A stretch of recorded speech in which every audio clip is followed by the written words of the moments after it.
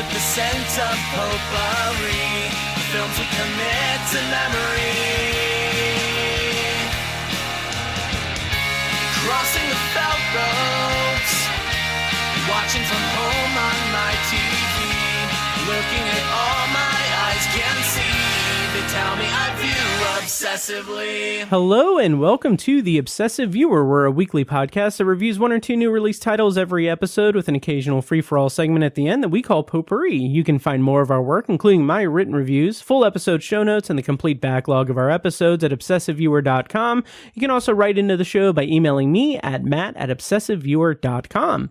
And if you'd like to support us and get access to hundreds of exclusive episodes, you can join our Patreon at patreon.com/obsessiveviewer, where you can get access to content at any of our tier levels on a recurring monthly subscription basis, or you can buy individual collections a la carte in the Patreon shop section.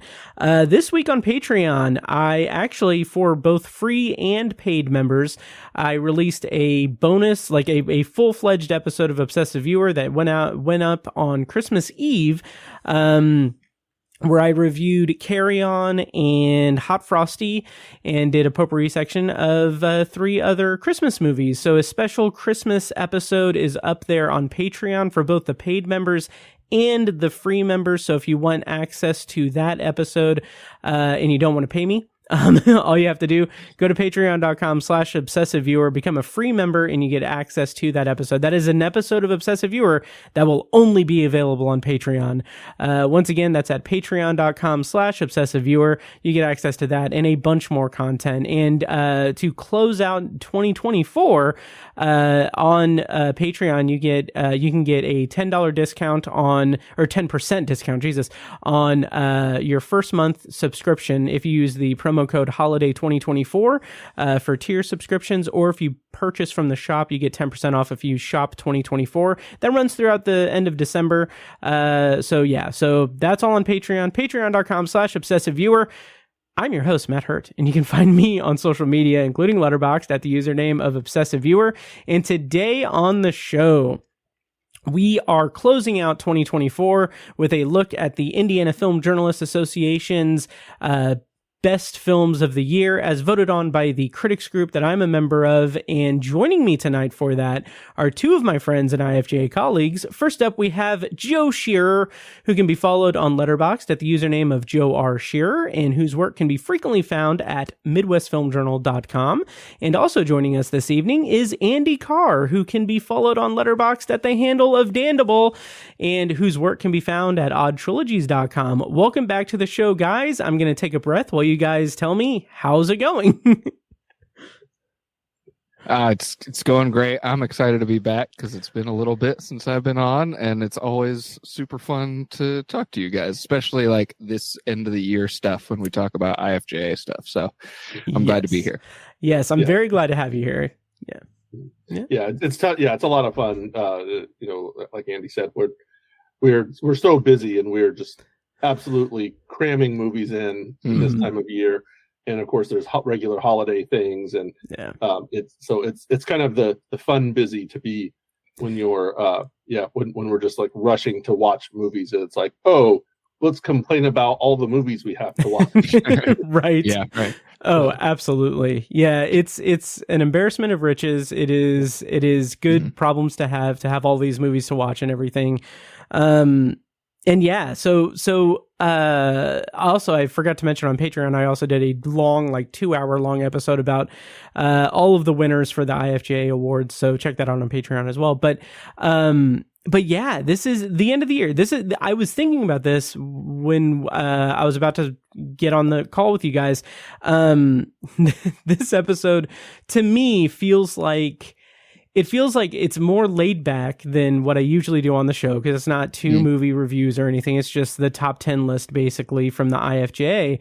So like I kind of get the sense that this is like the laid back episode. This is like the week or the days before winter break. I'm kind of coasting. We've got like, I'm wheeling in the TV to watch a movie for you guys, and like right. So everyone can count down to go do their holiday stuff. So anyway, thank you for joining me on this final episode of 2024. Mm-hmm. No problem. I'm glad to be here. And Yeah. like you said, with it being kind of a laid back episode, it's kind of like, in the case of the IFJA awards and stuff, it's like we've already done the work. We've already seen all the movies. We've already talked out our feelings on them in our awards deliberations. And so now we're just kind of reflecting on our work. Right. Kind of reminds me of art school, the like self-critiques we would do on our projects afterward. Yeah. We're in the peer review section. Yeah, exactly. And yeah, it's funny, Andy, we were talking about this before, that you haven't been on the show since like August. And I was thinking about that because I was like, that can't be right. I was looking at my, on obsessiveviewer.com, I was like, did I not tag him in one of the posts and everything? And so like I looked, and no, it was just like in my head, it feels like you've been on recently because I was on your show recently. Right. We moved the crossover to a different location. Yeah, exactly. So I was a guest on Odd Trilogies. That was in November. That was in November, right? Well, okay. I mean, yeah, we recorded it in October, but yeah. Yeah. So that was a lot of fun. But Joe, you've been on recently, and it's always a pleasure to have both of you guys. So I'm excited to chat movies with you guys.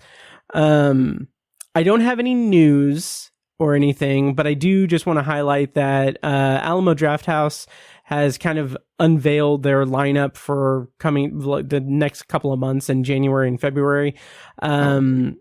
They still have not announced, I talked about this in the Patreon episode, but they still have not announced if they're going to get Seven Samurai. But like they're going to play Seven, so I just assume that they forgot to add Samurai to it. But they're going to show Seven. They have movie parties for Popstar, Never Stop, Never Stopping, and Hot Rod. Is that the movie? Yeah. Hot Rod. They're both Andy Samberg films. Yes, it is. Right. Yes, it is. Yeah. Okay. And they've got just today they unveiled the sing along for Wicked, so you guys can go and belt it out. Yeah. Yep. So I have links to all those stuff in the show notes of this episode. But before we get into the actual the structure of this episode is, like I said, is going to be laid back, a little different. The way the IFJA kind of operates is that we announce one best film winner, one runner-up, and then a list of 8 finalists to all compose a top 10 list, essentially. So what we're going to do is we're going to talk about in alphabetical order, 5 of the finalists, and then I'll do my whole mid-episode spiel, and then we'll do the remaining 3 finalists, and then winner and runner-up. And I know that Joe is going to be a little short on time, possibly, so just a heads up to the listeners that Joe might be exiting early. But before we get to that, I did want to ask you guys, since this is the end of the year, this is the final episode of 2024, I wanted to, instead of saying oh, this is what you guys have done recently, I wanted to give you guys a platform to highlight 1 or 2 pieces that you've written or podcasts that you've podcasted over the last year that you want to kind of highlight, and I'll put a link in the show notes to whatever you guys say, and hopefully the listeners will run to it and give it a go. So who wants to go first with the self-promotion section of this podcast? I'll go. Why not? Nice. I think we may have talked about my 2 already on here. But I'm going to mention them again because they really are the things that I kind of enjoy the most, and the things that when I'm looking at my own work, and I don't want to feel depressed, I go and look at these things. And that's Midwest Film Journal's retrospective series. Last year I wrote 2 pieces on Samuel L. Jackson that I really loved.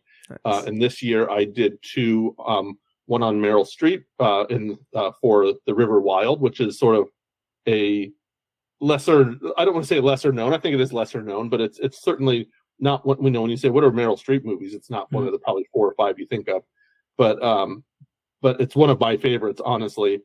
And after I wrote that, I really went back and looked at it and thought, wow, that's really a pretty decent job you did there. So I love that one. And then the other one is the one that I just did recently for Denzelmber. Nice. My essay of Ricochet. So yes. So MFJ, they basically pick someone I don't know how they do it seasonally. It's not quite monthly, I don't think.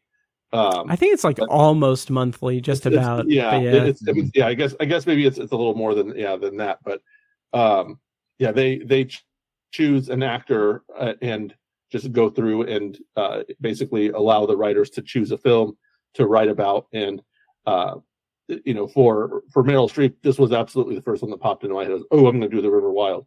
I know nobody else is going to do it, and I love that movie. And also for Denzel Washington, I'm like, it's got to be Ricochet. Like, it's going to be Ricochet. And those are just two sort of off the wall movies that I did a deeper dive than, especially the latter film. I think I did a deeper dive than almost it's entitled to really have from someone. But I had a lot of fun doing it, and hopefully it kind of sheds just the smallest little bit of light on a film that I love that a lot of people have never even heard of. So those would be the two that I choose for this year. Perfect. And links to those essays are in the show notes of this episode. And those show notes are also available at obsessiveviewer.com/OV459. Andy, self-promotion for 2024. Yeah. So this year was a really big year for Odd Trilogies with us launching our new website and everything. And Logan, my co-host, and I trying to kind of come up with other ways we can, talk about film and reflect on things in other formats besides the main pod. And so, we've had a lot of great episodes this year, including the one that you were on, Matt. Thank you.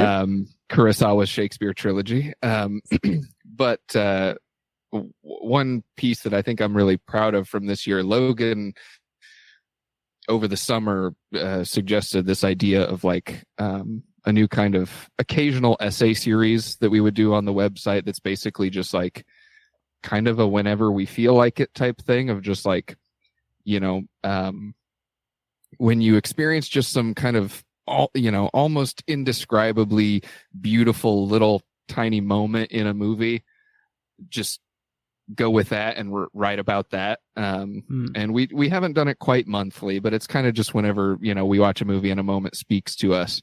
And we call that Cinema Komorebi. And so in August, I did a Cinema Komorebi entry on Grand Prix, the 1966 John Frankenheimer racing movie, which is just incredible. And I could gush about that for an entire episode. But I wrote about the opening sequence of that movie, which is this really kind of, for 1966, avant-garde, really forward-thinking stimulus fest of just racing sounds and sights and visuals. And then, they take off on the Monaco race at the beginning of the movie, and it's just incredibly intense and perfectly puts you in the mood of that film. I just really, really enjoyed kind of zeroing in on a small moment like that. So thanks in part to Logan for having that idea of, focusing in on kind of a small piece of a movie rather than a movie as a whole. But I really enjoyed that exercise. So very cool. I love that. I love that. Link to that will be in the show notes. Anything else you want to promote?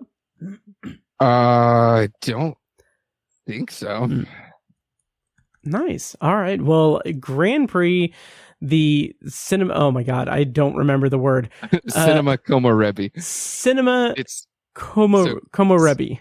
Yeah. So Komorebi, just for a little context, is a Japanese word that references like the way that sunlight kind of like leaves a dappled pattern of light and shadow on things when it shines through tree leaves. And it's kind of meant as like this symbol of kind of in Japanese culture, the appreciation of kind of tiny fleeting moments in nature, things that just sort of come together and, stopping to smell the roses in a way, appreciating those little things. And so that was Logan's inspiration behind starting the series, was just like stopping to appreciate a little moment you experience in a film. Very cool. I love that. Yep. Cinema Komorebi. Yes. You get it. Awesome. I did it. So links to those things can be found in the show notes of this episode. Also links to Midwest Film Journal, Odd Trilogies, and to Joe and Andy's Letterboxd as well. Joe, have you ever gone by Joey? Oh yeah. Okay. From birth to high school. Yeah, Oh, nice. Okay. Once I hit high school, I was like, I'm an adult now. And still my parents and a select few of my siblings, a couple aunts and uncles still call me Joey. Do you think when you get older, do you think you'll go by Joseph? No. Okay. Not even when the beard turns white. Right. Also, I am already older. So sure. We're all young at heart. All right. So so the thing that I want to kind of promote, I didn't even think about that. Obviously, if you guys have been listening to the podcast, I've posted the podcast every week, just about. I'm very proud because this is actually, last week I said that it was the 50th episode of The Obsessive Viewer, and then this week, since I'm doing the Christmas Eve special Patreon episode, that's technically episode 51. I'm calling it OV458B because I'm neurotic and I don't want, because that's only going to be on Patreon. I don't want my RSS feed on Obsessive Viewer to go from 458 to 460. But anyway, so that's technically episode 51. This is episode 52 of the Obsessive Viewer podcast in 2024. And my goal was to do 52 episodes this year. So very, very proud of that, especially with all the shit that's happened this year. I almost coughed very loudly into the mic, with my personal life, with losing my mother and, gaining a new job. And it's, those are two separate things, obviously. So I'm very, very happy that I've been able to do 52 episodes. So anyway, to highlight. Well, congrats on that. Thank you. Absolutely. Thank you. I appreciate that. I'm very excited, and I'm excited for 2025 as well. But to highlight a couple of things, I this week have, if you're listening to this day of release, I have tomorrow going up my Denzelmer essay on the movie Deja Vu, which is streamable on Criterion Channel right now. That's going up tomorrow. I'm very, very pleased with it. Very excited for people to read it. Also, I obviously did a guest appearance on Odd Trilogies. I'm very proud of and very happy with, and it was a blast to get to talk to you and Logan, Andy, and very, very honored to have been a guest on there. And then also the third thing I want to bring up is I was a guest on Kim C from the Year of Underrated Stephen King, her Patreon, the Danse Macabre with Kim C. I was a guest on that to talk about You Like It Darker months ago, and I'm very proud of that. We dug deep into that short story collection, so check that out on her Patreon, the Danse Macabre with Kim C. And that's what I'm going to promote in this end of year festival of an episode. So I think we're good with self-promotion. Do you guys want to finally get into the finalists for the top 10 movies of the year as voted on by the Indiana Film Journalists Association? Let's do it. All right. So like I said, we are going to just talk through the finalists, and then we're going to do the runner-up and then the film of the year. Actually, I forgot. I wanted to add one other thing to this thing. Right. I'm so sorry. Like I said, this is laid back. We've got the TV wheeled in for the kids to watch some movie while we check our phones. But the one thing I want to say is before we get into the top 10 list of the IFJA, is there a movie that did not make the finalist lists that you would have liked to have seen on it or will be on your personal top 10s this year? Andy, do you want to go if you have any? There's actually a film that thankfully got some attention from us. It got nominated and ended up being runner-up for Best Foreign Language Film from us, which is Atom. an Indian movie that translates to The Play. That will, I can't imagine it not being on my top 10, though I haven't written mine up. But that was an awesome movie. Very contained, kind of little capsule conflict. Basically, the premise is there's this theater troupe that they all, kind of, they're a very close-knit group, or at least they act like it. They hang out together a lot, and they do all their they spend all their time together.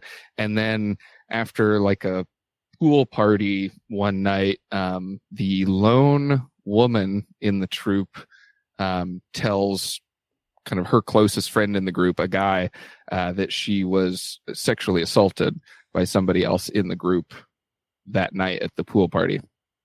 And then it just becomes this kind of,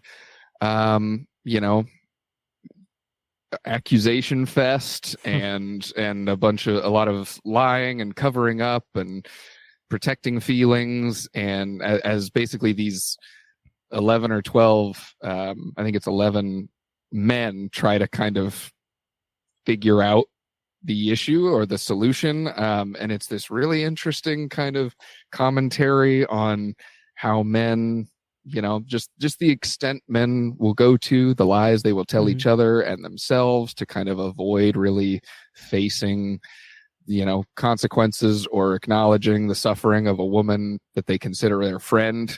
It's this really sort of damning little examination of humanity, and I loved it. And I'm glad we found a way to honor it. But I would have loved to see it make our top 10. Nice. I still have not caught up with that. It is streaming on Amazon Prime for those listening. And I'm gonna catch up with it before I finalize my list. Probably, hopefully. Because I just realized I'm finalizing my list this weekend. So we'll see. But that's awesome. Nice. Joey, do you have any that you want to highlight that didn't make our list in the IFJA? Thanks for that. And yes, I do. There's a couple. I've talked about one a couple of weeks ago. I talked about Wicked Little Letters a couple of weeks ago when I was on here. So I'll just say those. I'll just say the title of that movie is one, and then so I can cheat here and talk about Thelma, which stars June Squibb, Richard Roundtree, Malcolm McDowell. What a fun movie that is. It's, very briefly, Thelma is an older woman who finds herself scammed she gets scammed on the internet and loses basically all of the money she has. And she somehow is able to track down where those people are from, and she decides to go after them. And also, keep in mind, she lives in Los Angeles, I believe, and she can't drive. She can't really walk all that well.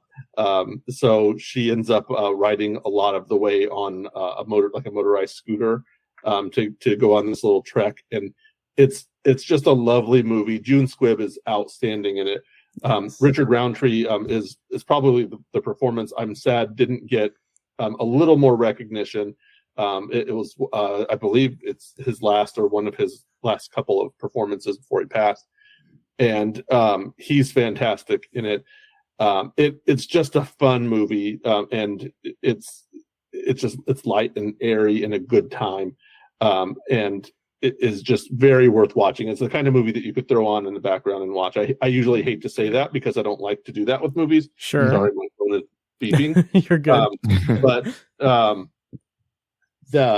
It's just a movie you can watch and you'll have a good time watching it.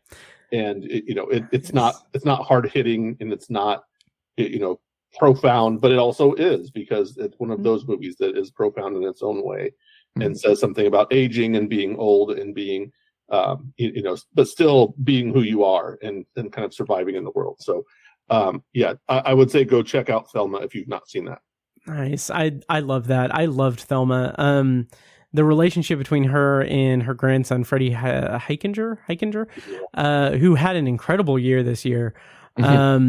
He like, it's just such a stark contrast between his role in Gladiator 2 and in Thelma, because like I saw those like days apart, not knowing he was in both, and like his performance in that is incredibly charming. I love the kind of dichotomy of her wrestling with like, oh, you know, she's an elderly woman, like where she fits in like society or in the world, and he's also experiencing that as a young man who doesn't know what he wants to do, doesn't know like how he fits in the world, and like the bond that they have is just absolutely beautiful. Yeah, and it's just incredibly sweet and fun, and you know, he's not your typical troubled teen, you know, and you see in movies, and it I would say it's a positive depiction of a relationship between a grandmother and grandson, you know, that you often don't see. Usually in movies, you know, the grandparents are people who they're either bigots or you know, they're old fashioned and out of touch, or they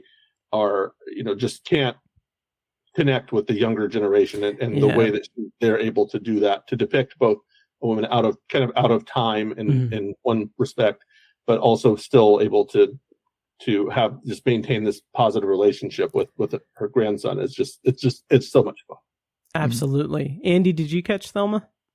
I did not, but I did see Fred Heikinger in another one of his incredible performances from this year in Kraven the Hunter. So, God, I forgot he was in that too. Jeez. Okay. I'm surprised you didn't mention it when you were talking about Gladiator and Thelma. I mean, you know, I still haven't seen Kraven the Hunter. I did rewatch Venom today, so I think I'm gonna have that itch. I'll probably go to the theater this week after Christmas and check that out while everyone's watching Nosferatu and Babygirl. Well, let us know that you're okay after you've seen it. I will hiss or do whatever the noise is that guy makes in it. That's the one clip I've seen, and it's fucking weird. Well, yeah, so those are great picks. I say, having not seen a Tom, but my pick for this would be, I'm fortunate in the fact that a lot of my top 10 made this list. But I will say that one that didn't make the list is Dee Dee, which is one of several coming of age teen movies that just like spoke to me this year. And Dee Dee is a special one in that it takes place in like 2008, and it gets that period so right. And it does some interesting kind of commentary about, it kind of eschews the whole like teen sex comedy thing as depicted in like American Pie or Superbad, which is featured in the movie. But it hones in on this character who is trying to figure out who he is as he's about to enter high school. And it's just like he's in this in between where he doesn't know where he fits in. He doesn't know what clique he's going to be involved in. He doesn't know what his passion is. And like, as he's kind of going through this summer and kind of sampling different things, or finding like I want to do this or I want to do that, or getting in with like the wrong crowd, or like his friendships are getting kind of fragile with certain people. Like, it's just a very authentic look at that time in adolescence that is something that I cherish that movie so much, because not only all of the things I just said, but also it features two songs by my favorite band, Motion City Soundtrack. So including their new song over the end credits. So anyway, Dee Dee is one that I would throw on the list, but alas, it did not get much traction with our group. But that's not because it was bad, and it wasn't because your guys' picks wasn't because it was bad or they were bad or anything. It's because we have been kind of spoiled with a lot of really good movies this year, and I think selected some really, really good picks for the IFJA list here. And having said that, do you guys want to dive in and talk about these movies finally? Yeah, let's go for it. Yeah, please. All right, nice. So as I said, we're going to start with the finalists and then work our way up to the runner-up and winner. And these finalists are in alphabetical order. So we'll start with Civil War. I'll kind of get us kicked off talking about Civil War. We can kind of be brief about these, but I saw Civil War when it the weekend it was released, and I had a weird experience where this guy that was sitting like 2 seats down from me was I mentioned this on the podcast, and it bears repeating, but it's one of the weirder theater experiences I had this year. As the trailers are playing, he gets up and leaves the theater, and I'm like, okay, he's getting concessions or something. He does not come back until like the AMC pre-roll is playing. And I'm like, okay, well, he's not back yet. And like, I see him down at the bottom of the stairs for it, and he's watching the AMC pre-roll, and I'm like, what is he doing?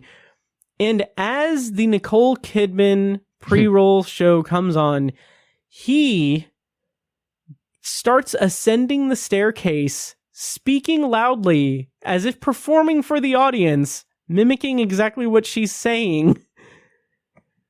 Oh my God. And it was fucking awkward.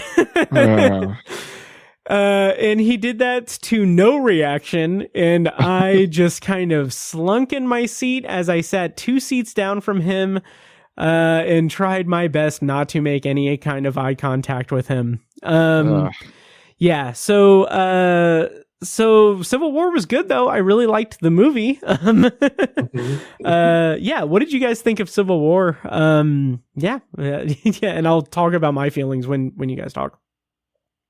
I enjoyed it as like as a genre vehicle, like on a pure kind of genre thrill ride. I was like, this is technically engaging. I thought like the sound design and the cinematography really immersed you in this world of, domestic warfare in a way that, we don't really see, at least not done seriously in a lot of movies. We do, we see in like Transformers and stuff, but, seeing kind of real ground level warfare, not real, but realistic, warfare here in the States, in the Capitol, was really interesting. I was a little bit less engaged by or impressed with the kind of theming behind it and the characters at its center. I just thought it never really landed anywhere especially interesting to me. It kind of felt like it was waffling all over the place and wasn't sure what it had to say. But, I thought just as a pure, genre vehicle, it was effectually tense and grim and kind of, made you pause and think, well, that would suck if that's where we're headed. Sure. Joe, what did you think of Civil War?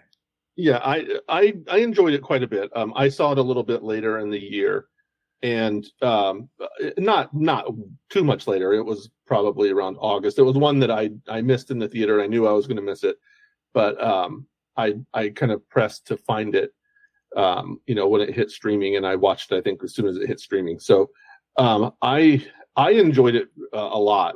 I feel like it's one of those sort of what if kind of things that makes for really good cinema. And it was, I think it worked the way Alex Garland wanted it to work. There's a lot of kind of, I don't know, hand wringing, discussing whether it should have taken a political side. But we've discussed this, I think, on a different episode too. And it's, I felt like if you pay attention to it enough, you certainly get what sides they're supposed to be on. Yes. And I think that it's fine. It's as a, I kind of look at it as a, if you can do this, a slice of life apocalyptic kind of film almost, because it's, it focuses on these characters doing this specific thing. And it's sort of a pivotal moment in, the conflict that they're having, but also is very focused on some of the minutia of it. And I think that's where it really kind of hits its stride. And there are kind of individual moments that, that are pretty terrifying, honestly.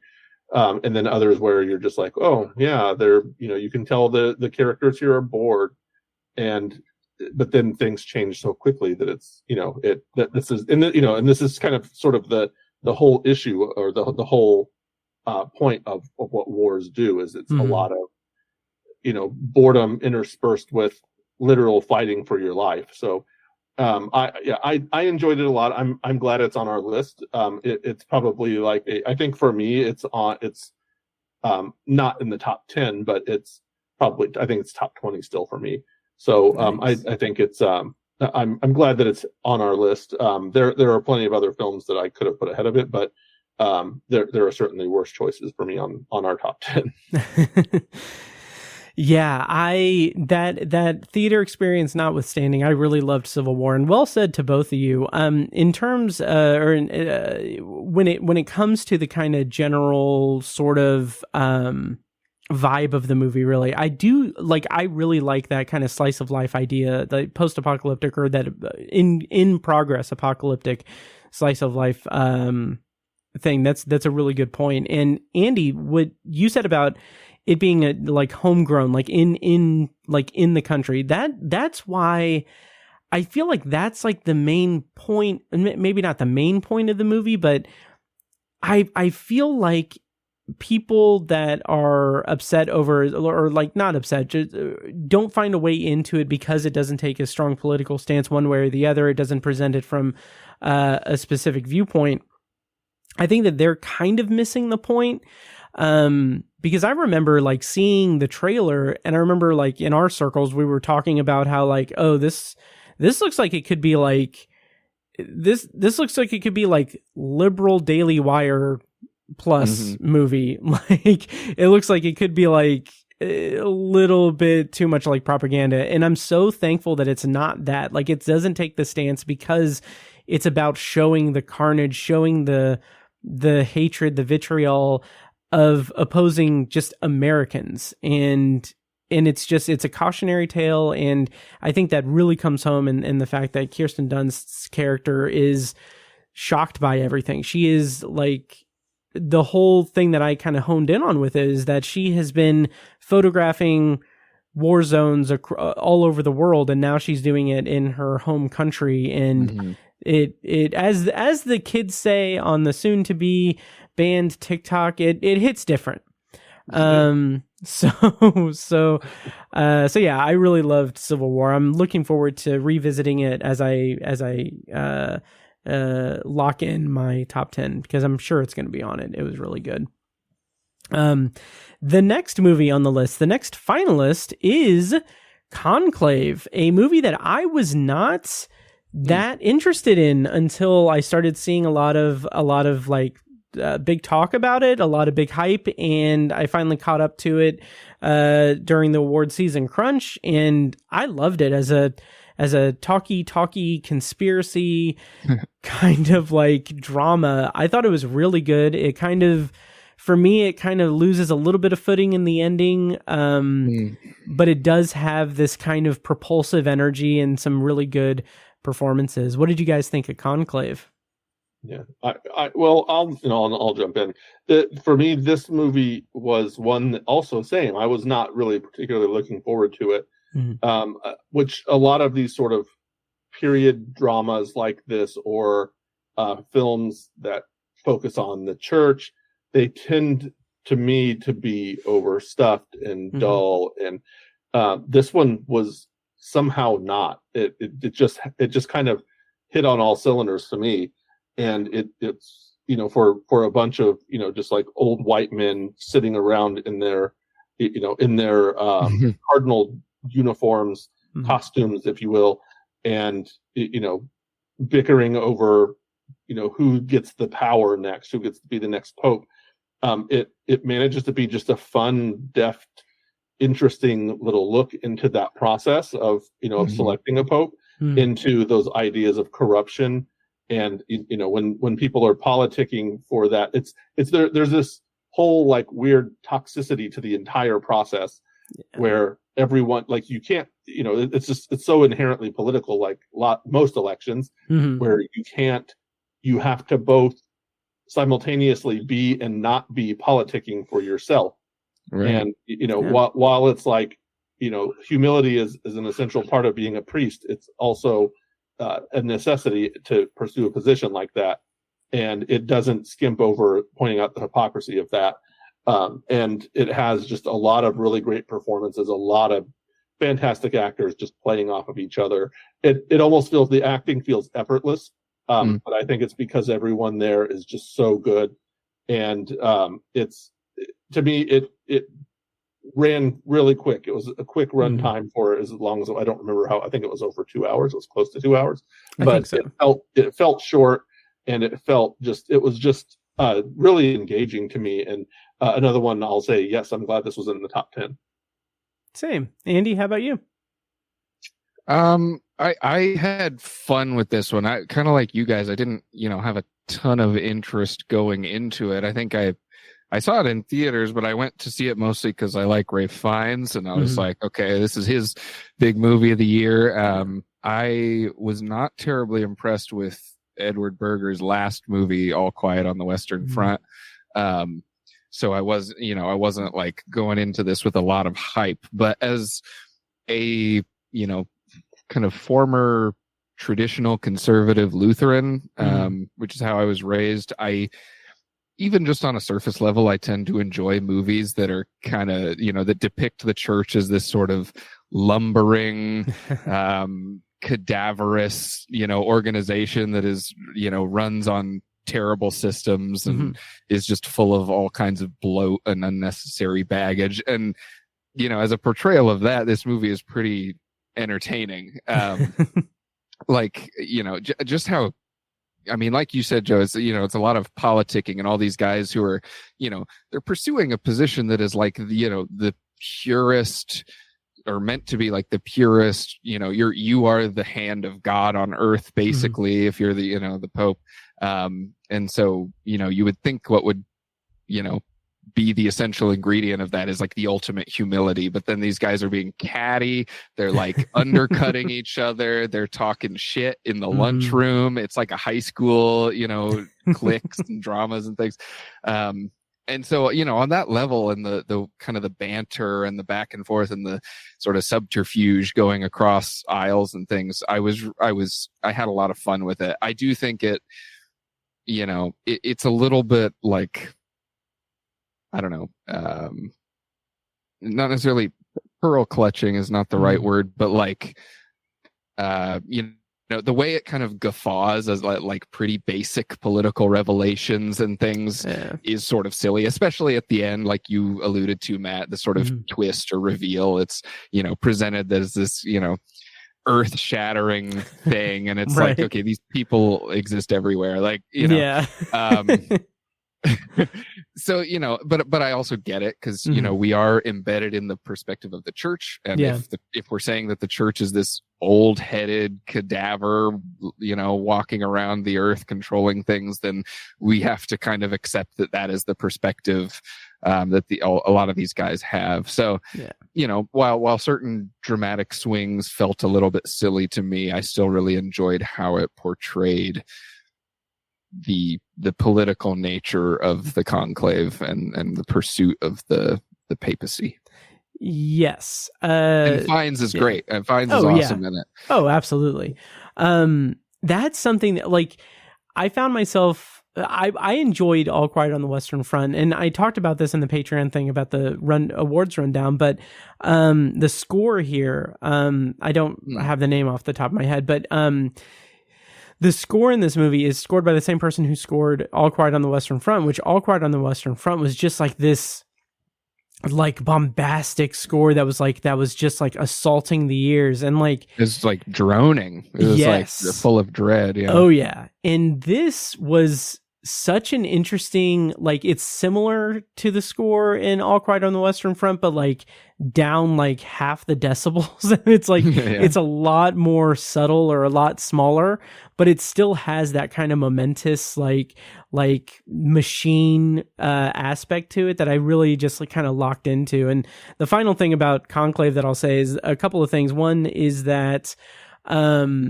the kind of politicking and everything was really interesting, but something I've kind of found, like, and this is not fair to bring up, because it's not like, I'm not like, I liked the movie, let me say that, but I thought, like, when there are elements of the movie where things are going on outside of the walls of the conclave, and it's like it's seeping into the room, and like there's a lot of like, well, what's going on out there? It's like, well, no, we need to protect the sanctity of the conclave or whatever.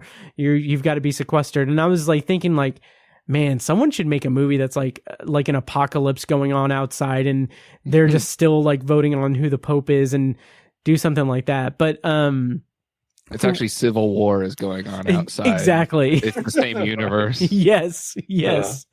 But the other thing is that as someone who grew up as an East Misser, my family would go to mass on like Easter and Christmas occasionally. I don't have any like connection to the church or organized religion or anything. So it's kind of funny that when like there's a line where someone says something like this is the most important thing ever because we're voting for who we select will be the most famous person on the planet. And I'm like, that's true. But like for me, like, have you seen Twisters? Glenn Powell? Come on. Right. So yeah, I don't know.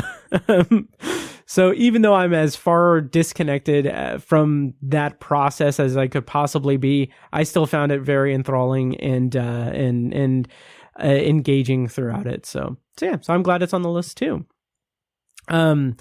Would you guys like to talk about a different movie? Much in the vein of a different man. I don't know. The next one is a different man. I see Thank what you. You're doing. Yes. It was good talking to you guys. I'm going to log off. Yeah. All right. Well, thank you so much for a great 2024 on Obsessive Viewer. A different man. It's got Sebastian Stan. It's got Adam Pearson. What did you guys think of A Different Man? I really enjoyed this movie. This is probably of our top 10. Okay, well, outside of our winner and runner up, this is probably my favorite movie on our list. Nice. I love this. I thought Aaron Schimberg, the writer and director, managed to tell a really kind of like bleakly funny but oddly kind of human and empathetic grass is always greener story. And I just love when filmmakers are able to take kind of a classic moral or a classic fable and make it sort of feel like something you've never seen before. Especially if you can tell it about a type of a kind of people or a group of people or even just an individual that has never been at the center of that story. I saw before A Different Man, I watched Schimberg's previous movie, which was, the name of it escapes me now, but it's also about actors with disfigurements, and that one's a lot more surreal and kind of heady, and it didn't totally work for me, but I was really interested in just like the space that Schimberg was working in. He seems to really have, he himself has a disfigurement of his own. And so he's, really into telling stories about that. And I think it's super cool to get more stories about that, like from that perspective, not, from a third party kind of external perspective, to actually get these stories coming from that space of like, I don't look like everybody else. People on the street are scared of me. This is what my life is like. And A Different Man manages to do that in a way that's like completely bucking every cliche and trend of, most stories that are about, any marginalized group. It really manages to be kind of, it's self-deprecating in a way. It's also kind of bleak about, human nature. And so I just, I just really enjoyed its kind of off-kilter tone from beginning to end. And Sebastian Stan was awesome. Adam Pearson was awesome in a supporting role. And I was with it for every minute. It's kind of one of those movies where you start out super sympathetic to the lead character, and by the end you're like, I don't know that I hate him, but I'm like I'm caught in this weird place of like, man, it really sucks all the stuff that happened to him, but also why is he such a dickhead? Right. Yeah. Joe, what'd you think of A Different Man? This is the first one that I didn't connect with real well. Okay. Of our list. I would say I don't disagree with much of what Andy said, except the part, that for me it just didn't completely land. It never really landed for me in the way I wanted to. And I don't know if I was just expecting something different from this film, or if it just didn't do things well, but I watched the whole thing and was just sort of like going, okay. Tell me something new or tell me something insightful. And I just never felt like I got it in that way. But this, I'll wet blanket this one. I'll wet blanket a couple of others if I get there. Okay. But this is the first one that I'll do that too. But as we say, this is something that obviously it's on our list. So a large number of our colleagues disagreed with it enough to get it on the list. And this for me, if I want to kind of bottom line it, I guess I put it. I think I have it at like 3 or 3.5 stars, and it was like a fine film, but not something that reached the levels of other things for me. But I love that other people liked it. Sebastian Stan has had a fantastic year. And we mentioned this in our previous episode too. Between this and The Apprentice, he's coming into his own and shedding if there is a Marvel stigma, he's shedding it a bit, and having showing that he's making some really interesting and out there kind of acting choices. In his last several films, honestly, he's done, he did this, he did The Apprentice, he did Fresh, that was those are 3 sort of off kilter roles that he really stepped out in to number one, to show he can lead a film by himself, and to even get larger attention than just can he do it. Can he excel at it? And he really has. So I am very excited about that, at least. Yeah, and to think he did all that without assaulting his girlfriend. It's just weird. I mean, I was like, we didn't even know that was possible. Yeah, right. I'm so sorry, but A Different Man, I loved it. So Joe, you're going to be a little bit alone on this, but I loved it. Like well said, Andy. I don't have much to contribute to that I won't already also be saying come January when we do our year in review episode. But the thing that just like I kind of honed in on in this movie is the way that it really kind of has that. It's a kind of common theme with a lot of the movies on my top 10 list, honestly. So I don't know what this says about me, but dealing with like your inner self, like who you perceive yourself as, who you fear other people perceive you as. And like once Adam Pearson shows up in this movie, it just kind of clicked together in such an interesting way that like this movie is about, like up until that point, it's him kind of, he's reckoning with who he was before he like his change. And he's like in a unique position where he is experiencing what other people perceived him as through the play. And then like once Adam Pearson comes on, it's like, oh my God, okay, like it wasn't the disfigurement that made him, who he was. It was just like, maybe like you said, Andy, maybe he's just kind of a shitty person. So I don't know. I really enjoyed A Different Man. I thought it was really good and a nice counter to a movie we'll talk about later in this episode. So that's A Different Man, which I think is actually going to be streaming on Max in mid-January, I believe. It was just announced. Yep. And also streaming on Max, and also something I'm going to be talking about next month in the year in review episode. It is, I can't real, like it's no secret. It's going to be my number one movie of the year. Like, it is my favorite movie of this year. I saw the TV Glow, Jane Schoenbrun's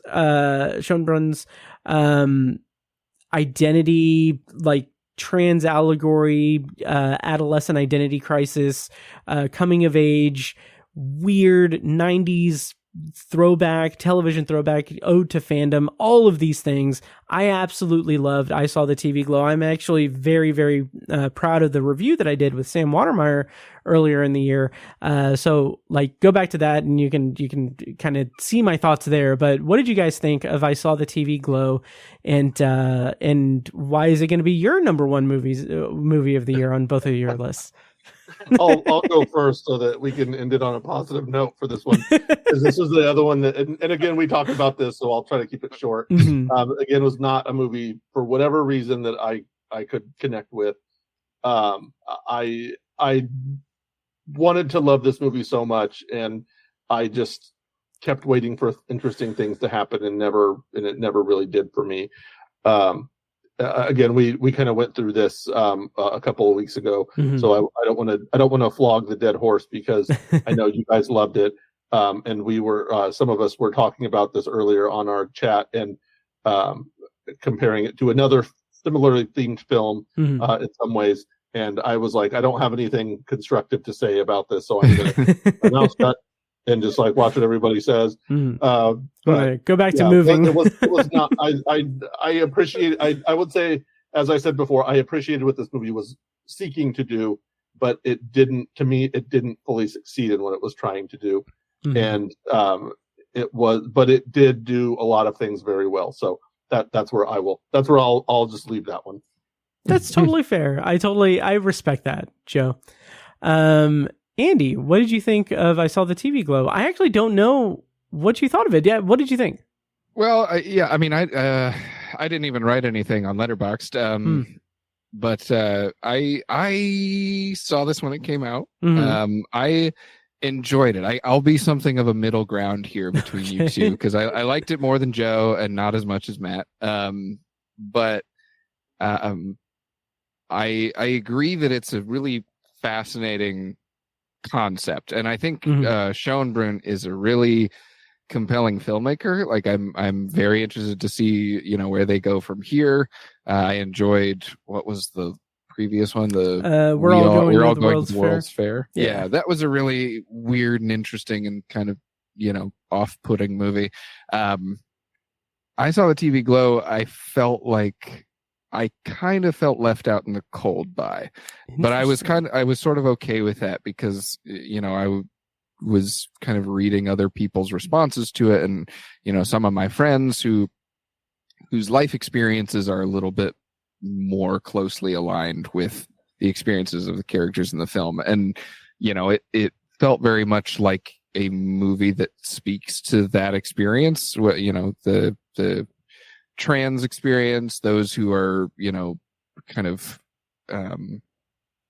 not totally solidified on what their orientation or gender identity is. It's a really interesting kind of psychedelic journey through that psychology, and on that level I was like, okay, this is a kind of a compelling art piece to watch, but in terms of the characters and their actual arcs and the emotional drama to it, I felt a little bit, like I said, left out in the cold. Kind of, I didn't really connect with the main character, but I did enjoy the concept of it and the aesthetic and kind of how it fuses together that sort of 90s nostalgia with the kind of struggle or dilemma of navigating your gender identity and things like that. It was a cool way to merge sort of two headspaces, which I'm sure a lot of people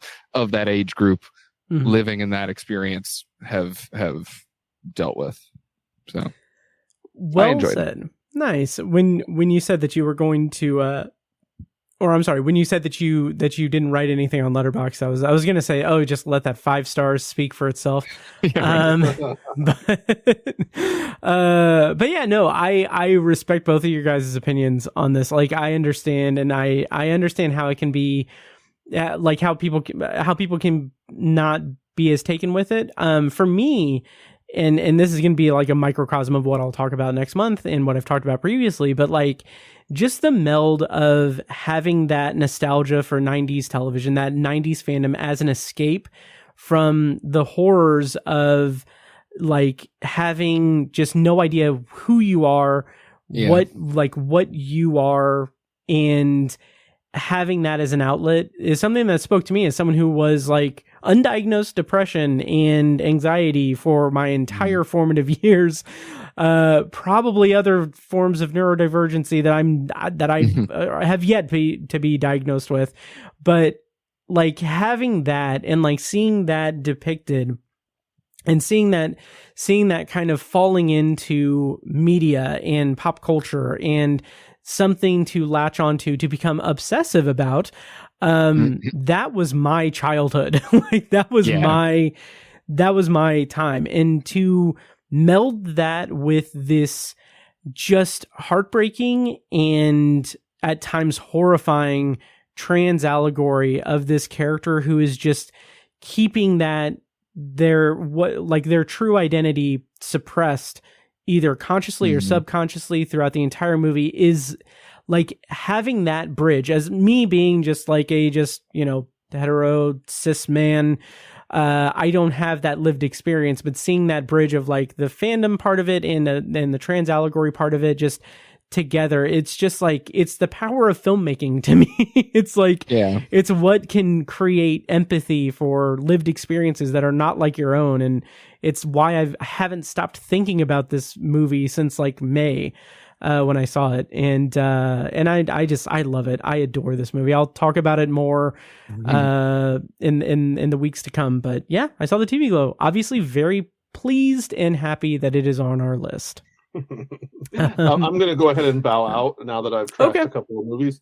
So let me just my final thoughts are just that I'm proud of the list we have, and especially the top two films. So you guys enjoy talking, and I'm going to continue moving. So you guys have a great evening and a great rest of your conversation. Thank you, Joe. Thank you for joining us, and have a good one, man. All right. Good talking to you. Yep. And of course, for the listeners, you can follow Joe on Letterboxd at Joe R. Shearer. And Andy, now it's just me and you. Now we can. Thank God. Yeah, I know, right? Jeez. Talking about Ricochet. I don't know. Check out Joe's essay on Ricochet. But yeah, so we are coming up on the middle, like the last of this middle portion. Well, the first half of the list, and this next one is a movie that it was not on my radar until you started stumping for it in the group. Oh yeah, this was a me movie. Yes, absolutely, and I would take full credit for everything good about it, as you should, because it is a fantastic movie. It's Mars Express. It's an animated French film. That's how you know that we've crammed a lot of movies in a short period of time. An animated French sci-fi film, kind of in the vein of Blade Runner, with a lot to say about androids and humans, and a lot of subtext that goes along with that. Some really cool futuristic technology, really good animation, and kind of just a really awesome movie. I really enjoyed it. Andy, what did you think of Mars Express? Yeah, I thought it was awesome. It might just escape my top 10. I'm not entirely sure, but it's right up there, vying for a spot. And I'm really thrilled that we have this on our top 10. Yep. And that it was just so well regarded in our group in general. Yeah. I don't really remember how I came across it. I think I saw a friend share a clip from it like way early in the year, and they were really excited for it because they had seen the director's previous movie or something. And I was like, oh, that's a really distinct look. Yeah. The art style of this movie is very distinct. I believe, I'm not entirely sure how much of it is 2D versus 3D animation, but it's an interesting blend, because it's hard to tell, I think, because the character models and stuff are all very they're plain at a glance. Like if you take any one still shot from this movie, it looks very kind of plain and minimalist, but the way that like movement and facial expression is animated in it is really finely detailed and subtle, and I loved that kind of dichotomy of simple but detailed kind of thing. And yeah, like you alluded to, the sort of sci-fi storytelling of it and the concepts it explores with, transhumanism and what is the next step for humanity, and do we even know? I mean, there are tons of movies that explore, like, do we know what it means to be alive? Right. That's a very popular sci-fi topic, but every time I think that topic has been done to death and there's nothing else left to say about it, another movie like Mars Express comes along and, expresses just enough kind of intricate detail about that question or poses it in a way that's, we haven't really seen before. And I think, the art style and detailed animation of movement kind of leans into that, because a lot of the characters look sort of robotic, but then are suddenly very human, and you're kind of pulled in different directions in terms of like who you're sympathizing with or who you feel is truly the one with the soul. And so I just found it really compelling and a really good, fun little sci-fi fable. I also just appreciate when there's an animated movie that gets some attention that's not that there's not a lot of animation for adults, but like an animation that is kind of deeply serious and not really about spectacle and action. I love anime. There's a lot of great anime that is very mature, very adult, but is also spending half its time with characters punching each other to death. And, I love that stuff, but sometimes it's just nice to watch like a police procedural set in a cyberpunk future.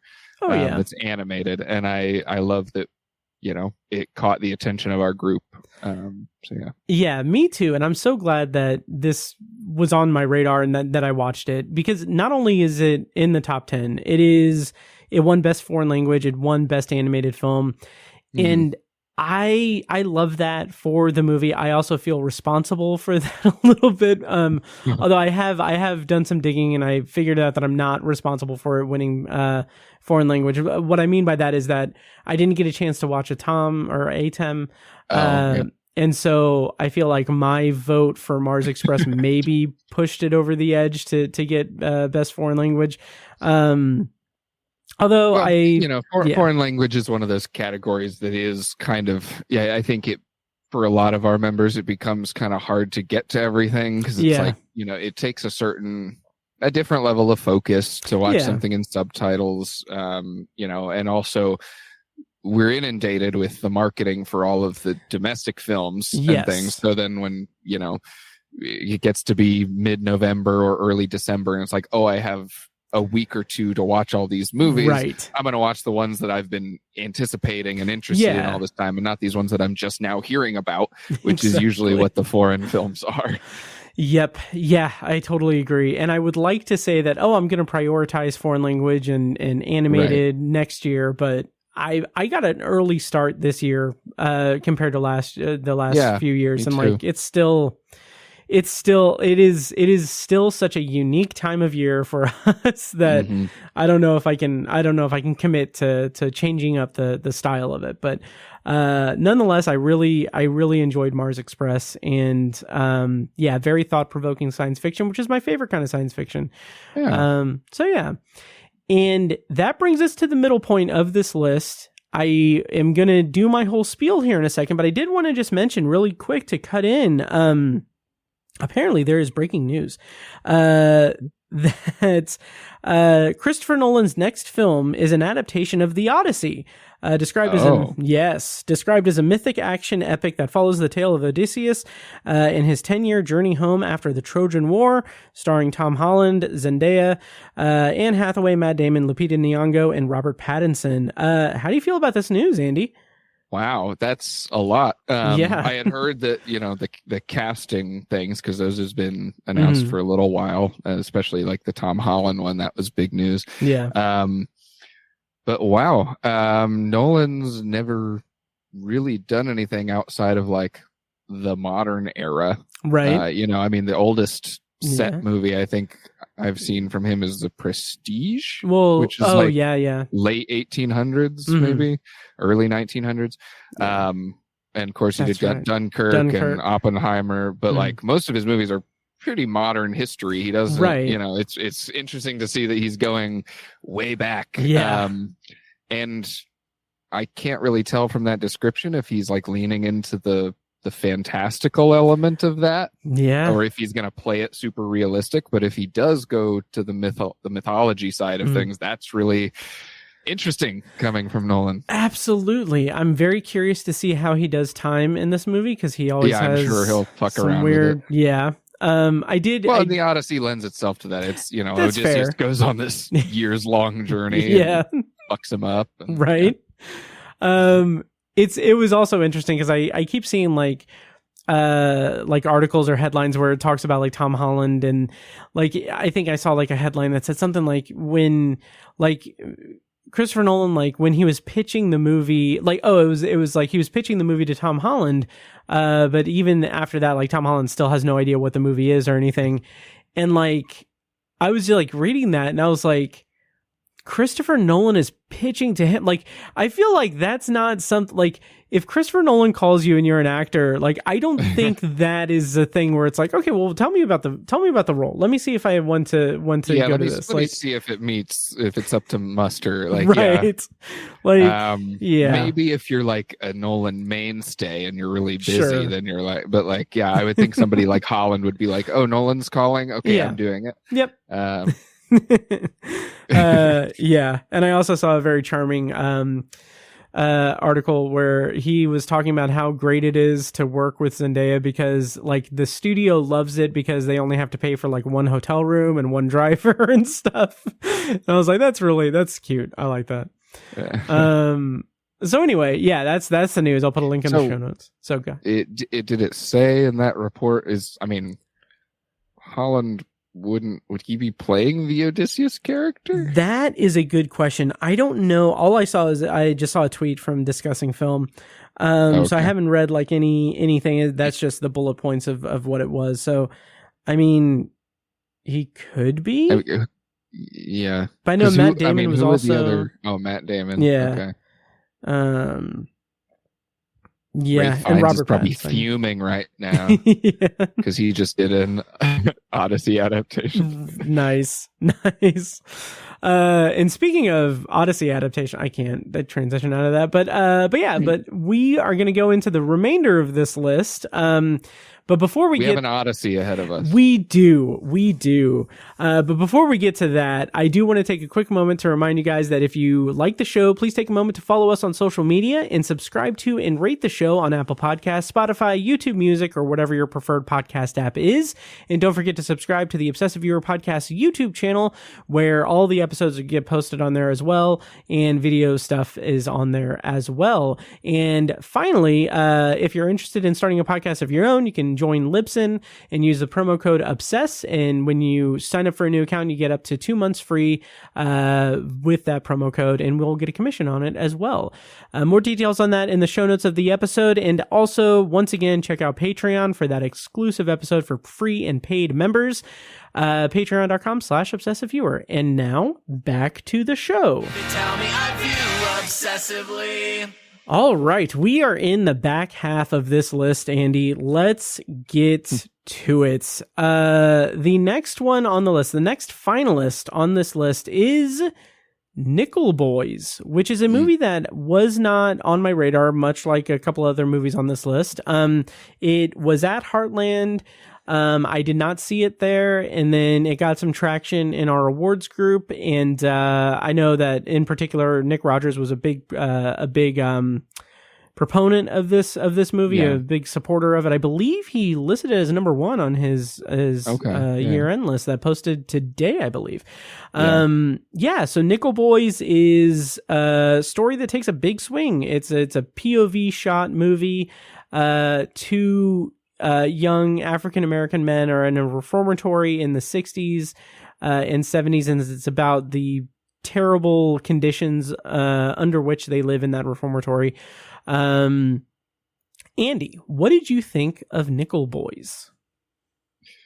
Well, it's kind of interesting because every year there's like at least one movie, maybe a couple movies amidst the award season crush, the FY season, as you will, that everybody loves and everybody raves about, and I watch it and I'm like, this is a really unique and interesting and textured and well put together picture that I nevertheless just don't really connect with. And that was this movie this year, Nickel Boys.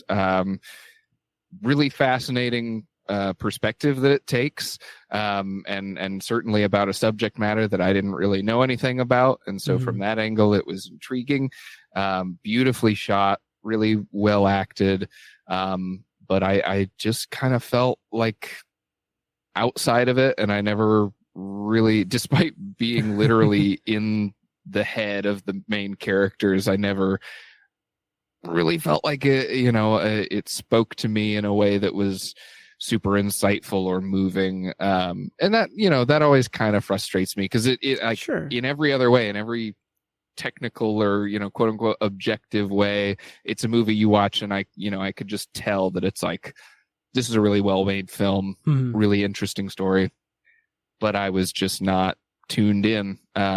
So, am I glad it's on our list? Sure, because it's, I think Ramel Ross is an interesting storyteller, and I'm interested to see where he goes from here.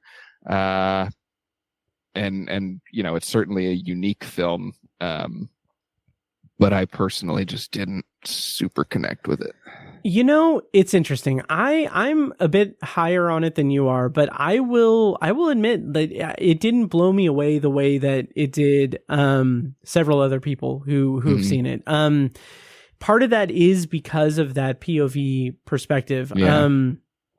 The movie is really interesting to take that swing. Like, it took me a while to really kind of connect with that. It wasn't honestly until and maybe about halfway through the movie, even, when the person, it was sooner than halfway, but like about after the first act of the movie, basically, it swaps POVs to just kind of go back and forth between the two boys.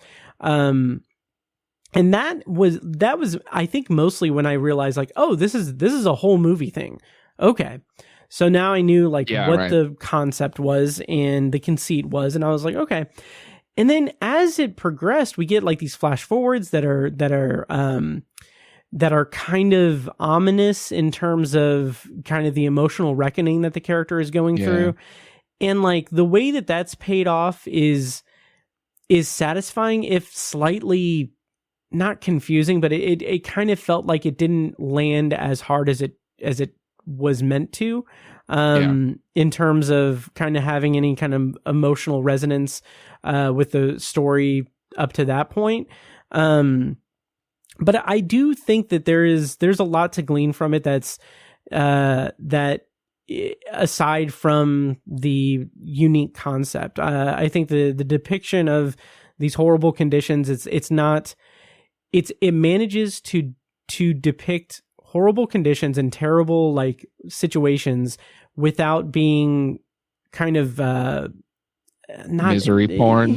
Misery porn or exploitative or gratuitous. It balances that in a really interesting way. And I think overall it's a big swing, and it may not have connected with me as much as with others, but I do respect it and think that it's well acted. Mm-hmm. Yeah. Even if most of that acting is just kind of voiceover. So there is that, but yeah. Well, I definitely you saying it took you a while to kind of get on the wavelength of the film definitely resonated with me, because I kind of felt that way the whole time. Because I mean, I could get on board with the POV. What I think kind of threw me off was the kind of constantly shifting back and forth between the two of them. And also on top of that, we're kind of shifting through time. And then, in the latter part of the movie, we're also jumping into the future and then jumping back. And, right. So I kind of felt like I was constantly chasing the movie and never fully catching up. And then, we would see a scene twice from two different perspectives. And I'd be like, okay, now I'm glad I have a full geography of the room right now. But, it was a little bit of a puzzle for me that maybe if I watched it again, and I had already had that experience with it, I could maybe lock in a little bit better. Yeah, I'm curious what a repeat viewing would do for me as well, because it's definitely a unique one. So I'm glad it's on the list because it is, like I said, that big swing, and it's really interesting. So that's Nickel Boys. Do you want to go to the next one? Yeah, let's do it. All right. It is Jesse Eisenberg's A Real Pain, which is a movie I feel like I have talked a lot about. I reviewed it with our friend Brent. I also did an immediate reaction after Heartland on Patreon, and I also did an immediate reaction when I saw it again at the screening with Tiny.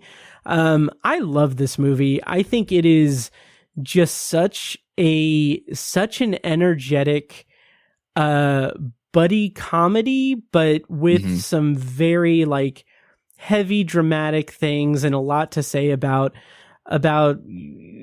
these two guys who are incredibly close but are very different. And I just really like the way that internalized pain of Kieran Culkin's character comes out in several points, and also the internalized pain of Jesse Eisenberg's character and his kind of his kind of envy of Kieran Culkin's character. It's a very rich character study, a two-hander that I really enjoyed. What did you think of A Real Pain?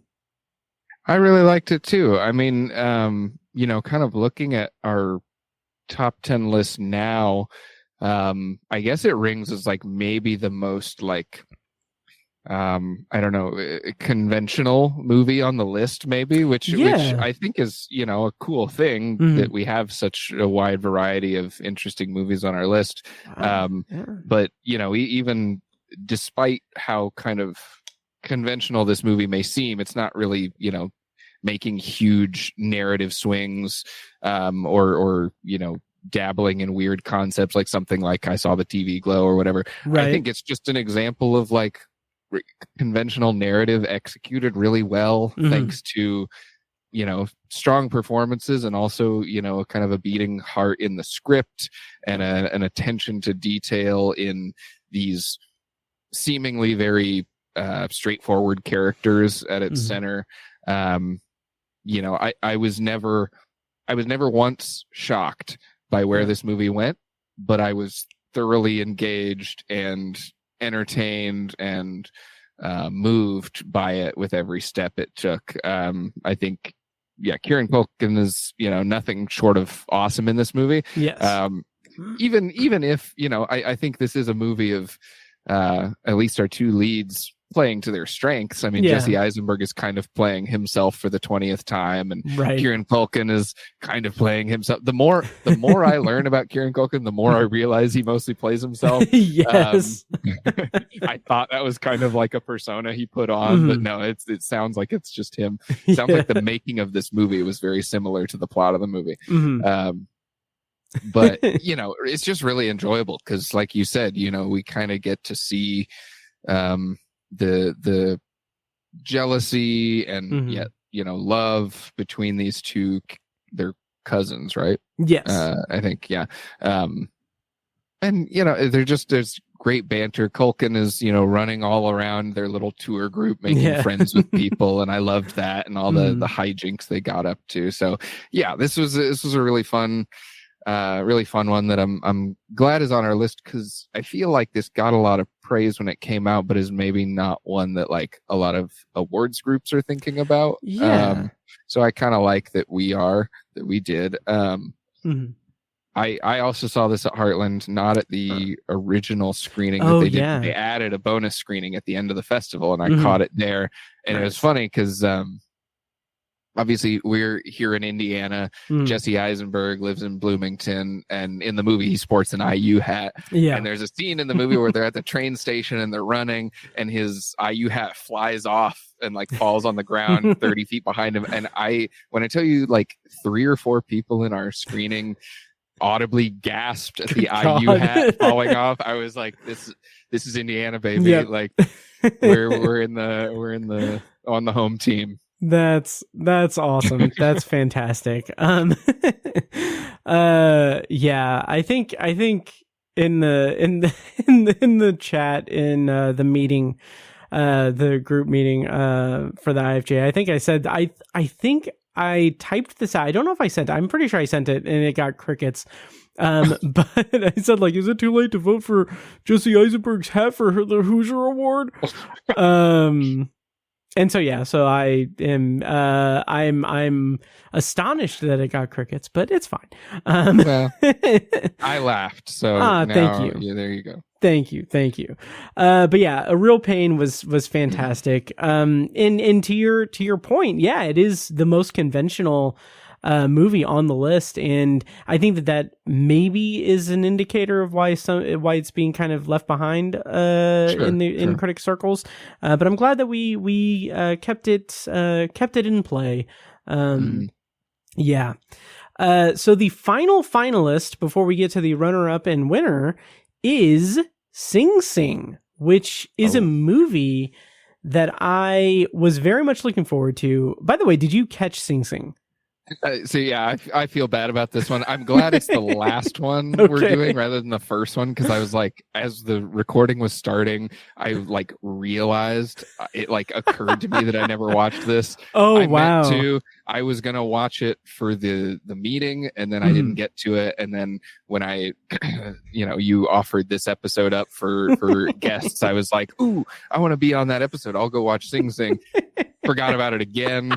So here I am, like all this opportunity to see it, and I didn't. And so I'm glad we didn't lead with it. I'm glad we didn't lead with it, because I've been like, there goes my credibility. But yeah, I did not, unfortunately, catch this one. That's fantastic. I saw like the look on your face, and it was like a deer in headlights. I was like, oh shit.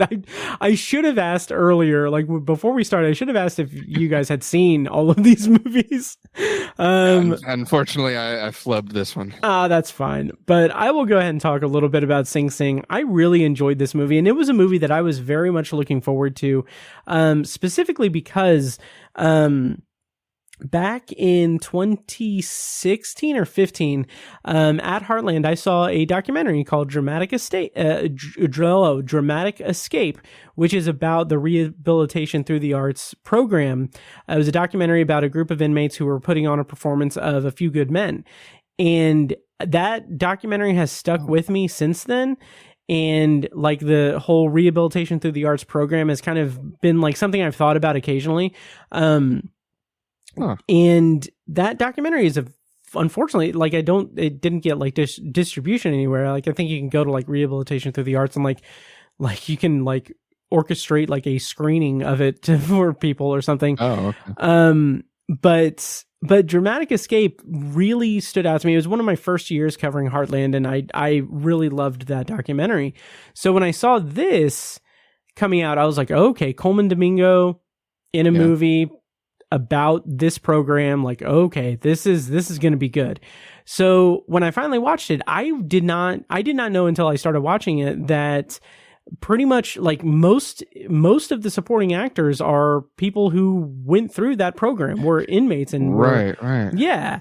And like the performances are fantastic. In particular, Clarence Macklin, he plays kind of this inmate who is kind of brought into the group as they're about to stage a production of an original play that was written by someone in the movie.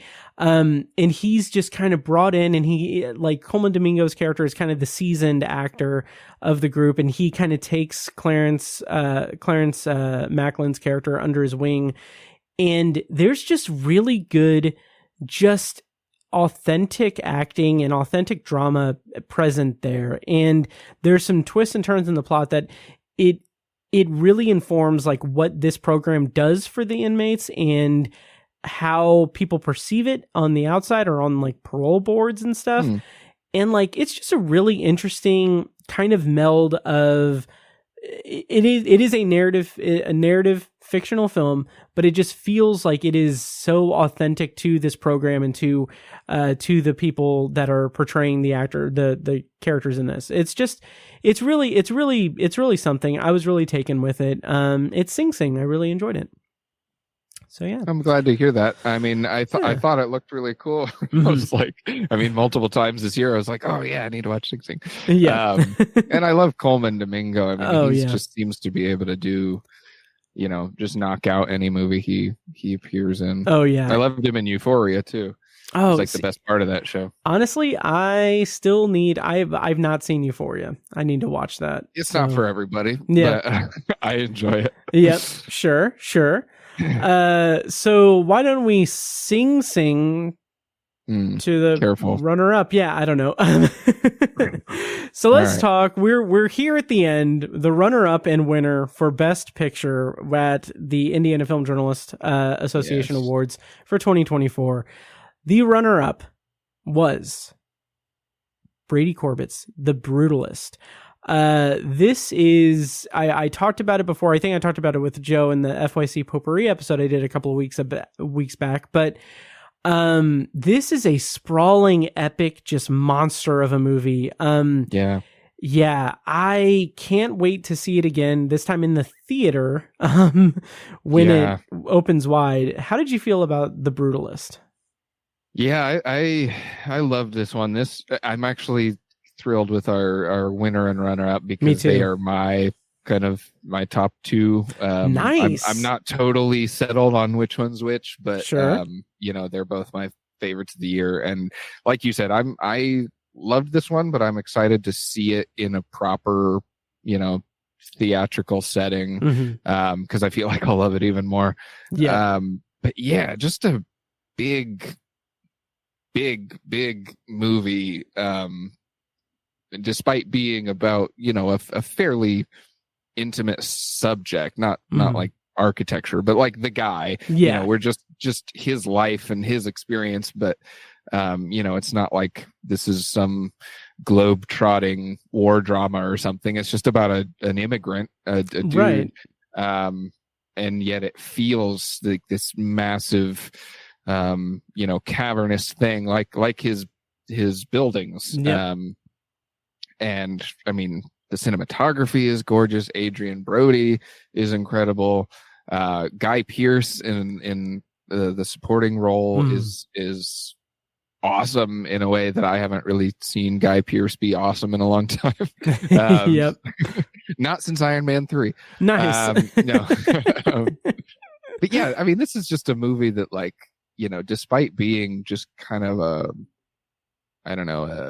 social drama, feels strangely muscular and big and beefy. I guess you could almost liken it to Oppenheimer last year. It's like, this is, even though Oppenheimer has kind of a greater historical significance built in, it's like, this is the guy who built the bomb, whereas the main character in The Brutalist is not even real. Right.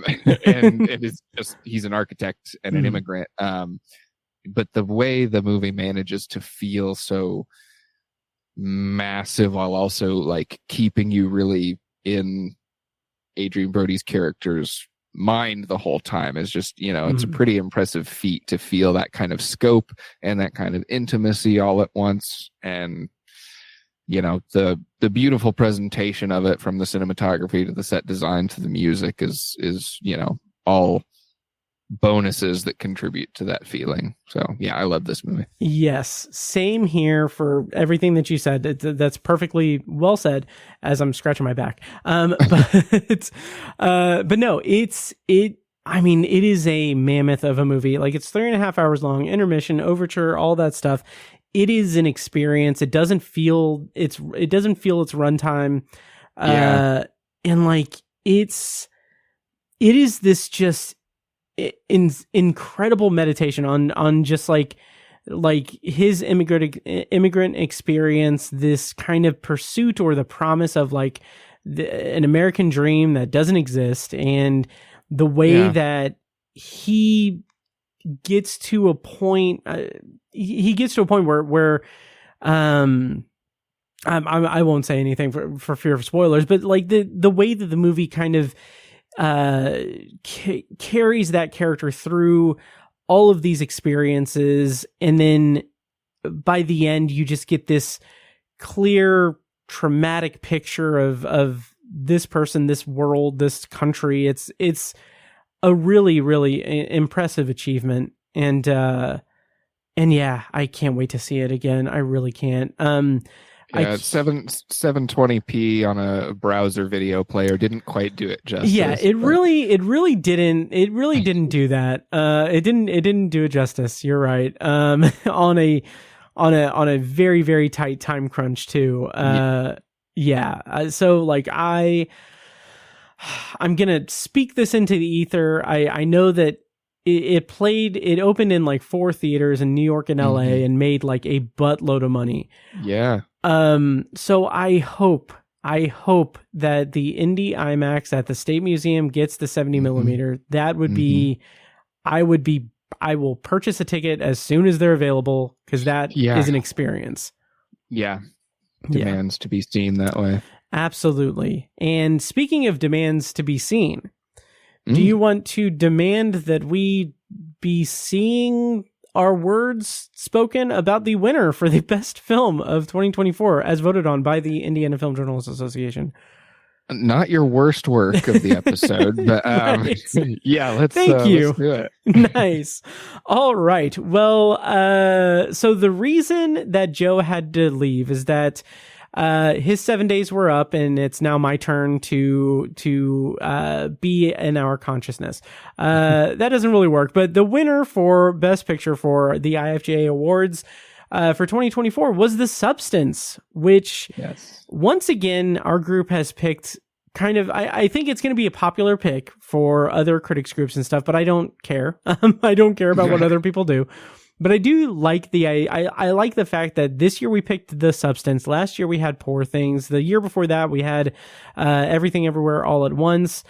I like that we're not a stuffy, just awards bait kind of critics group. I'm proud of that fact. And The Substance is a movie that I rated 5 stars, and I don't know if I'll have the stomach to see again, because I'm not good with body horror. And there's some really just crazy stuff in this movie, and the way that just like the effects work, the performances of Margaret Qualley and Demi Moore, and just like the gruesomeness of that, the way that all feeds into this subtext and text of, you know, body image issues, aging, the entertainment industry, the way society views like your worth if you're beautiful or old versus if you're old, and the way that the movie just like puts such an emphasis on like these grotesque tight shots, like twice in the movie of Dennis Quaid, and it's just like the sound design is like almost as pervasive and disgusting as the visuals of the special effects in the movie. It's just this cacophony of like just gruesomeness, like that is just all in service of its themes and its ideas that it's presenting about women in entertainment and the way society views women and objectifies women. It's so fascinating. And I said this before, but at some point, but it's so fascinating that this movie and A Different Man both exist like in the same year. It's just interesting kind of mirrors to each other in terms of kind of, I guess A Different Man wasn't necessarily a exercise in gender dynamics or anything, but it's interesting to see the other side of the coin there with in terms of self-worth and who viewing who body you are, image body image issues. I hadn't thought about that, but that's a cool. They are kind of a coin. Yeah. I kind of have that same thought with like I saw the TV Glow and The People's Joker, because I saw the TV Glow. Yeah, like I saw the TV Glow as kind of a cautionary tale about suppressing who you are, and People's Joker is an affirming coming out story, both trans allegories and trans stories. I really appreciated. What did you think of The Substance?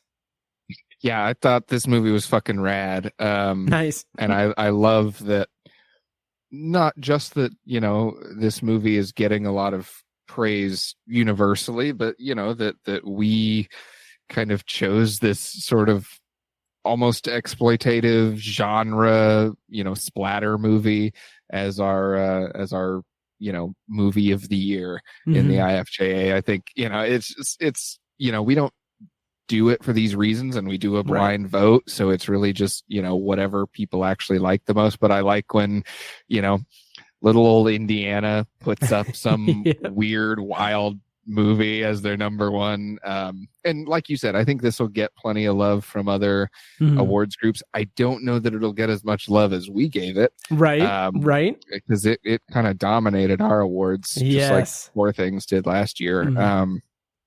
But yeah, I mean, this is a rip-roaring time, man. It's gross. It's hilarious. It's upsetting. And it manages to work phenomenally well as both like just kind of a genre thriller thing, body horror, and also as this this sort of meditation on the body image, beauty standards, you know, all of the stuff that it's dealing in is you know, each one of them could have been its own movie, and this movie's tackling all of them while also trying to be a fun horror movie. Demi Moore is incredible. Yes. Margaret Qualley's great. Dennis Quaid eating shrimp is horrible. Yes. And it's just, I mean, you know, I don't necessarily want to say I like didn't take a breath the whole movie, but you know, it's one of those that just takes you along the entire time, and it just feels like you're sprinting through this movie, and not in a bad way, like it's rushed, but just like you're totally overcome by the sensory input. I mean, the score by Rafferty is awesome and super immersive. The cinematography is wild. The editing is frenetic and crazy. And of course, the actual things happening on screen, the horrors and the you know, the things that their main character is going through are shocking and horrifying and hilarious and sad. And, you know, it's just this really cool package of emotions and stimulation. Yes. It's really fun. It's kind of a fever dream movie. Yeah. I love it. Yeah. Oh, absolutely. And it's kind of interesting to kind of view this in the wider scope of 2024 movies. And mostly I'm just kind of singling out this, and I Saw the TV Glows, two kind of, like you said, fever dream movies, like movies that are just kind of like are so committed to this singular vision from the filmmaker that I think is just done it spectacularly well. So yeah. And I don't want to spoil it, but that finale is just so, I like, the movie is over the top through and through. The whole thing is this absurd, nasty thing, but could not have expected how just downright silly and nasty and wicked it is right at the end. Once that like title card, that's our best movie of the year. Oh, absolutely! Like once that title card comes up to usher us into like the finale of the movie, I was like, oh shit, okay, we're on to something here, and it reminds you that it's like, oh yeah, this is like a genre movie. This is a horror movie. Yep, and it's wild too because like I said this before. Sorry for the repetition on the podcast, but like, I think I said this anyway. There's an element to it where it's like the beginning part of the body horror stuff is just, it involves a finger that is kind of rotting. And like the thought of that, like it kept me up one night, months later. Like I was trying to fall asleep and for some reason it just popped into my brain and I was like, just the thought of it just really, really made me uncomfortable. And like the fact that like one single element of this movie that has those types of elements all around it was able to just sink into my brain months after seeing it is indicative of something very special in the cinema, in the theater. It's a gnarly movie. Yes, absolutely. And it is our movie of the year at the Indiana Film Journalists Association. So this was your third? Was it your third or fourth year or fifth year? I think this is the third time I've been on for the IFJA Top 10. Yeah. Okay. Oh, I mean in the group in general. Oh, in the group. This would be my first meeting would have been in 2020. So 21, 2, 3, 4. So this is my fifth one. meeting. Yeah. It's so weird because it's my sixth one, and it's so weird to think six times, really. Time is weird since the pandemic and everything. But anyway, any overall thoughts on the IFJA and any shit talking you want to do about it?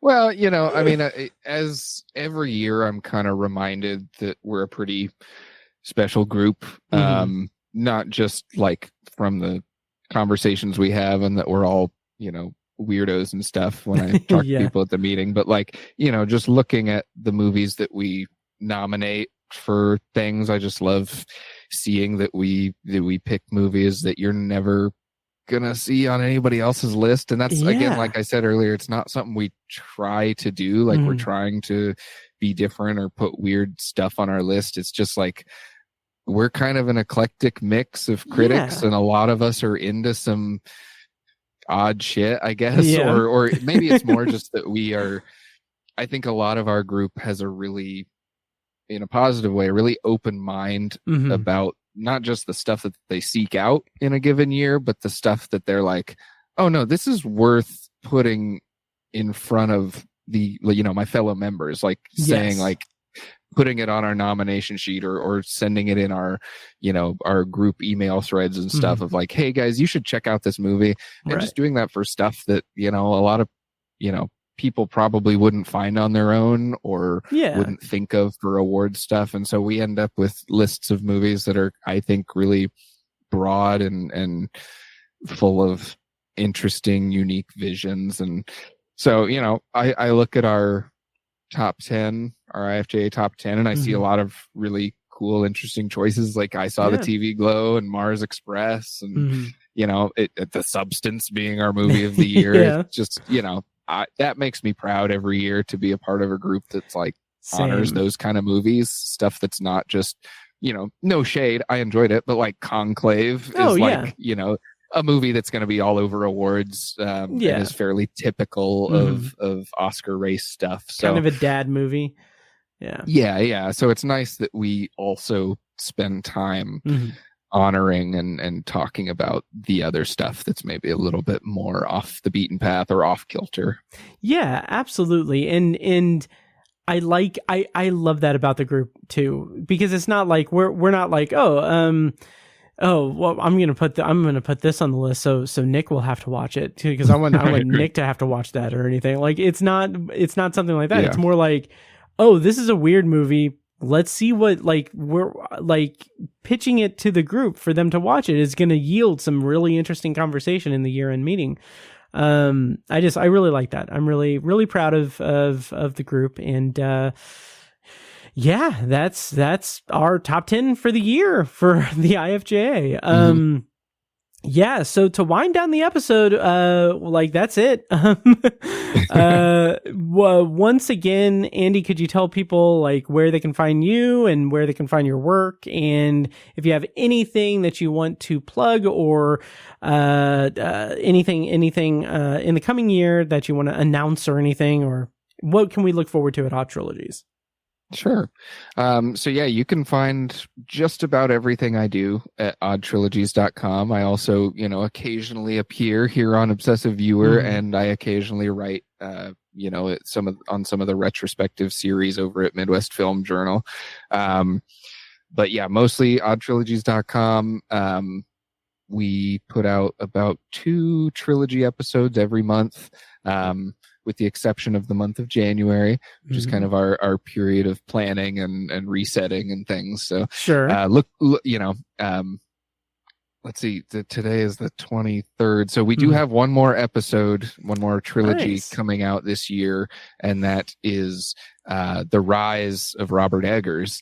Kind of in time with the release of Nosferatu, we explored his first three movies, The Witch, The Lighthouse, and The Northman, kind of charting his course as a up and coming and very quickly acclaimed and popular filmmaker.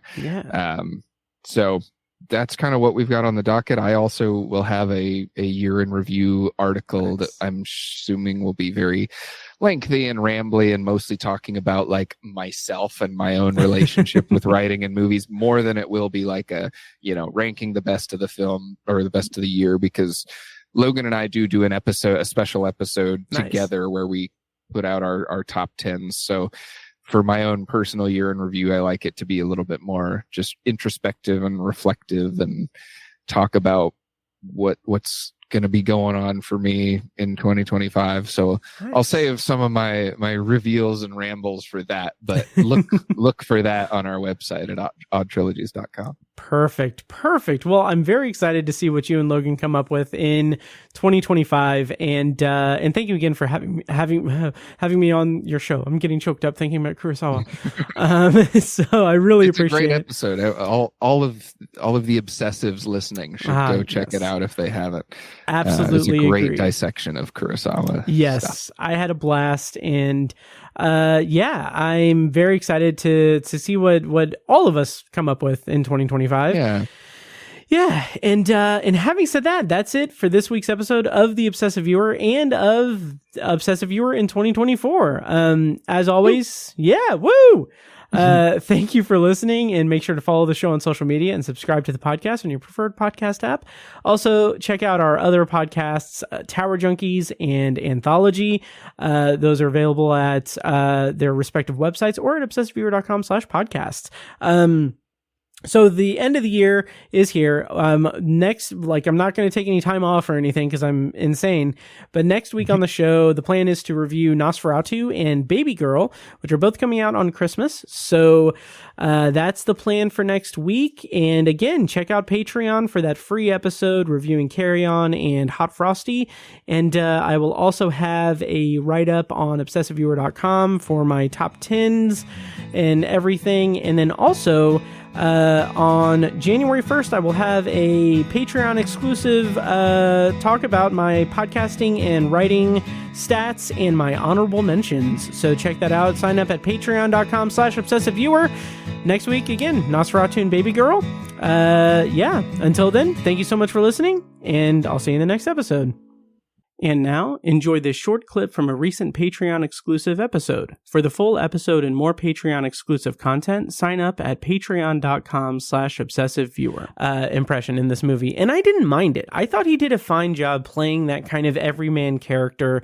He's very observant because he wanted to be a cop. So there are moments where he's like, he's finding those pockets of in this situation to take charge or to do things that are out of the ordinary, to try to signal things or try to help kind of prevent this thing from happening while also protecting his loved one. He does a good job of that. I did buy him as this guy, mostly I bought him as a guy who just was kind of complacent in his job, mostly because I was that guy for several years at my last job. But he is someone who really kind of tries to find those ways to take charge throughout the movie that I feel presented this variable, a constantly changing variable to the action and the thriller, suspense of the movie. It was really good. Overall, I thought that the movie was written particularly well in terms of keeping the scenario fresh and interesting. And I will say this. There is a sequence that I'll talk about in spoilers, but there's a sequence that doesn't involve the airport, doesn't even involve Taron Egerton and Jason Bateman. It involves two other characters that is fantastic. It is an action set piece that I was kind of floored by. Thank you for listening to the Obsessive Viewer podcast. This episode was produced and edited by me, Matt Hurt. If you have feedback, thoughts on our episodes, or just want to connect, you can email me at matt@obsessiveviewer.com. For more information on this show, including a full archive of our episodes and show notes, visit obsessiveviewer.com. And if you enjoyed the show, please give us a follow on social media and subscribe to us on your podcast app of choice so you never miss an episode. Also, consider rating and reviewing the show on Apple Podcasts, Spotify, and Audible to help increase our visibility and grow our community. If you want to support the show and get early access to new episodes, as well as a steady stream of exclusive episodes, you can join our Patreon at patreon.com/obsessiveviewer. For information on more podcasts presented by obsessiveviewer.com, visit obsessiveviewer.com/podcasts. Our theme song is A Little Mad Sometimes by As Good As It Gets. For more of their music, check them out on Spotify and at asgoodasitgetsmusic.com. Thank you so much for listening, and we'll see you in the next episode.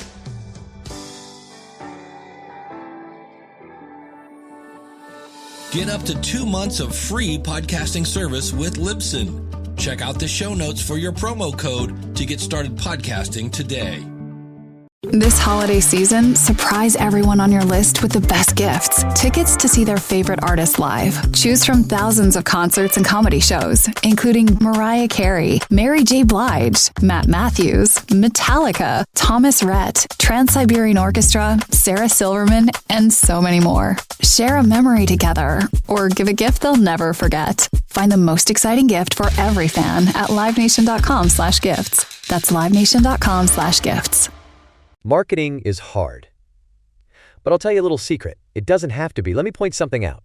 You're listening to a podcast right now, and it's great. You love the host. You seek it out and download it. You listen to it while driving, working out, cooking, even going to the bathroom. Podcasts are a pretty close companion. And this is a podcast ad. Did I get your attention? You can reach great listeners like yourself with podcast advertising from Libsyn Ads. Choose from hundreds of top podcasts offering host endorsements, or run a pre-produced ad like this one across thousands of shows to reach your target audience in their favorite podcasts with Libsyn Ads. Go to libsynads.com, that's LIBSYN, ads.com today.